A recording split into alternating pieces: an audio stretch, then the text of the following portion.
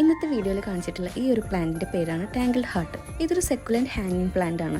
ഇതിന്റെ ലീഫിന്റെ ഷേപ്പ് കാരണമാണ് tangled heart എന്ന് പേര് കിട്ടിയിട്ടുള്ളത്. ഇത് ഭയങ്കര ഈസി ആയിട്ട് നമുക്ക് ഗ്രോ ചെയ്യാൻ പറ്റുന്ന ഒരു പ്ലാന്റ് ആണ്. കുറച്ച് ടിപ്സ് മാത്രം നമ്മൾ ശ്രദ്ധിച്ചാൽ മതി. സെക്കുലന്റ് കാറ്റഗറിയിൽ പെട്ടുകൊണ്ട് തന്നെ നമുക്ക് ഇത് ഡെയിലി വാട്ടർ ചെയ്യേണ്ട ആവശ്യമില്ല. സോയിൽ നന്നായിട്ട് ഡ്രൈ ആയതിന്റെ ശേഷം മാത്രം വാട്ടർ ചെയ്താൽ മതി. ഇതിന്റെ പോട്ടി മിക്സ് നോക്കുകയാണെങ്കിൽ നല്ല വെൽ ഡ്രൈനിങ് സോയിൽ തന്നെ നമ്മൾ യൂസ് ചെയ്യണം. അധികം മോയ്സ്റ്റ് ഉള്ള സോയിൽ യൂസ് ചെയ്യാണ്ടിരിക്കണമാണ് നല്ലത്. അങ്ങനെ കിട്ടാൻ വേണ്ടിയിട്ട് പോട്ടിംഗ് സോയിലേക്ക് കുറച്ച് റെഡ് സോയിൽ ആഡ് ചെയ്താൽ മതി. പിന്നെ ഫെർട്ടിലൈസർ ഓൾറെഡി നമ്മൾ പോട്ടി മിക്സിലുണ്ട്. നമുക്ക് ആഫ്റ്റർ 1 month ഒക്കെ ഫെർട്ടിലൈസ് ചെയ്താൽ മതി. അതും ഞാൻ ഓർഗാനിക് ഫെർട്ടിലൈസർ ആണ് കൊടുക്കാറുള്ളത്. പിന്നെ പ്രൊപ്പഗേഷൻ നോക്കുകയാണെങ്കിൽ നമുക്ക് ഒരു ലീഫ് തന്നെ മതി ഇത് പ്രൊപ്പഗേറ്റ് ചെയ്യാൻ. ചെറിയ സ്മോൾ പീസസ് ആണെങ്കിലും എങ്ങനെയാണെങ്കിലും ഇത് പ്രൊപ്പഗേറ്റ് ചെയ്യാൻ പറ്റും. വേറെ പ്രത്യേകം ശ്രദ്ധിക്കേണ്ട ലൈറ്റിന്റെ കാര്യമാണ്. ഇത് ഇൻഡയറക്റ്റ് ബ്രൈറ്റ് ലൈറ്റ് തന്നെ വേണം. ഞാൻ ഇത് എന്റെ ബാൽക്കണിയിലാണ് വെച്ചിട്ടുള്ളത്. അതുകൊണ്ടാണ് ഇത്ര ഗ്രീൻ കളറിൽ കിട്ടിയിട്ടുള്ളത്. നമ്മൾ ഡയറക്റ്റ് ലൈറ്റിൽ വെക്കുമ്പോഴും ഇത്ര ഒരു ഗ്രീൻ കളർ കിട്ടില്ല. യുഎയിലത്തെ സമ്മർ സീസൺ ആകുമ്പോൾ ഹ്യൂമിഡിറ്റി കാരണം നമുക്ക് ഈ ഒരു പ്ലാന്റിന്റെ ബാൽക്കണിയിൽ വെക്കാൻ പറ്റില്ല. അപ്പോൾ അതിനെ സേവ് ചെയ്യാൻ വേണ്ടിയിട്ട് സമ്മർ സീസണിൽ നമുക്ക് ഇത് ഇൻഡോർ കൊണ്ടുവരുന്നതായിരിക്കും നല്ലത്. ഈ ഒരു പ്ലാന്റിന്റെ ഒരു സ്മോൾ പീസ് ഞാൻ നാട്ടിൽ നിന്ന് വരുമ്പോൾ കൊടുക്കുന്നതായിരുന്നു. വിത്തിൻ 1 month ആണ് ഇത്ര ലഷ് ആയിട്ട് വളർന്നത്. എല്ലാവർക്കും മനസ്സിലായ ചേട്ടാ? ഇഷ്ടമെങ്കിൽ ലൈക്ക് ചെയ്യുക, സബ്സ്ക്രൈബ്